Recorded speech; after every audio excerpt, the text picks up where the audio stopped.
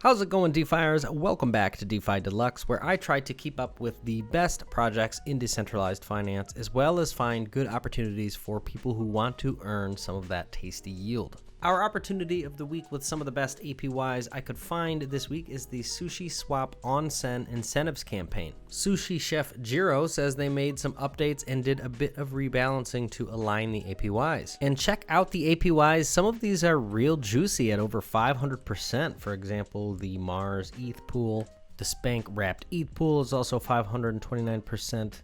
They even added certain special pairs for the more risky experimental algo stablecoin pools that have double yield when you stake the LP tokens with the native protocol. And there are lots of them.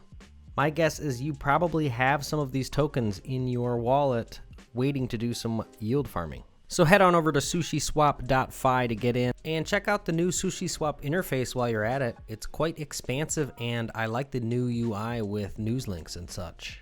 Last week I had mentioned that Loopring has been gearing up for round 2 of their liquidity mining incentives. Well, that campaign starts today on the 25th, and remember, no gas fees means you can enter these pools with any amount of money and you are only going to pay the initial gas cost of getting off of Ethereum onto the L2 Loopring chain. Check out my last video to see how you can get to the info on the pairs. Here are the pairs that pools are being created for. A few of these pools have APYs over 300%. You can see ETH DAI, ETH USDC have the most LRC allocation, and some of these other projects have a lower LRC allocation. Engine, Bitfrost, these are some of the riskier pairs that I'm not familiar with, and remember, as the saying goes, more risk, more reward. So if you join any of these, be sure to look up the impermanent loss risks, as Layer 2 does not necessarily get rid of these risks. I'm a big fan of Index Co-op, so I'm going to join that pool with the DPI ETH pool, which I've mentioned in the past. And what's great about it is that I get to earn 2 tokens at once. Part LRC for the liquidity pool and part index token by staking the LP token. Now, your tokens should be able to live their gasless lives and be able to transfer to any other layer 2 seamlessly through compatibility bridges that are being built as we speak. However, practically speaking, a lot of these bridges haven't been completed yet, meaning if you want to use these tokens again for a different dApp or another farm on Ethereum after you're done farming on Loopring, you will have to withdraw them back into your wallet and pay gas fees to do so. But if you can't tell, I'm super excited for all these layer 2 farm possibilities, and eventually one day I think we will all move all of our assets to layer 2 and probably never move back again. Ethereum will mostly be used as a base layer for security.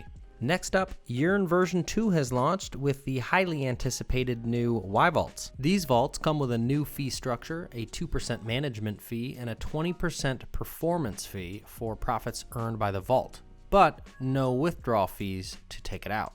The first 3 that are live currently are DAI, USDC, and Hedgic, and it's a bit too early to tell what the APYs will be for providing to these new vaults, as they'll need to go through some initial funding, but initial tests showed somewhere around the 100% mark for USDC. The baby proposal was also passed, which stands for Buy Back and Build Yearn. This proposal seizes rewards to Wi-Fi staked in the governance contract and instead routes protocol earnings to Yearn's treasury. Earnings are then used to buy back Wi-Fi in the open market and utilized as incentives for Yearn contributors or other growth initiatives. Pretty cool, as that will hopefully add to the value of Yearn over time. Next up, I've got an airdrop alert for you. This is a project I'm really looking forward to called StakeDAO. They describe themselves as a new multi-service DeFi platform which will provide a simple staking interface for a variety of tokens, all from one dashboard. This is really cool, and it sounds like it's going to be a bit like Zapper, where instead of seeing all the LP pools you can deposit into, you'll see staking pools as well. They also just launched their staking incentive campaign as of yesterday, the 24th, and check it out. If you have participated in the governance of any of these following protocols, you are entitled to an airdrop, where they already distributed 45% of the token. And if you donated to any Gitcoin projects during around 8 last month, including mine, you also get an airdrop at 39% distribution. That one may be a really nice airdrop considering there weren't all that many donors overall. So this is pretty awesome, and even if you haven't participated in any governance, you can still deposit tokens into the DAO in order to earn some SDT. They worked with Yearn on their UI, and as you can see, it looks pretty good. It looks a little bit similar to Yearn. Last but not least, what once used to be called Melon Protocol has now rebranded to Enzyme, and they are another platform similar to StakeDAO in that they are trying to help simplify DeFi for users. I think these projects are really cool because they help bring more people into the space. Not everyone is savvy enough to be able to use all these different UIs and interfaces and wallets, but what's great about DeFi is that you don't have to be technically savvy to participate. And these protocols are going to help make it even more so.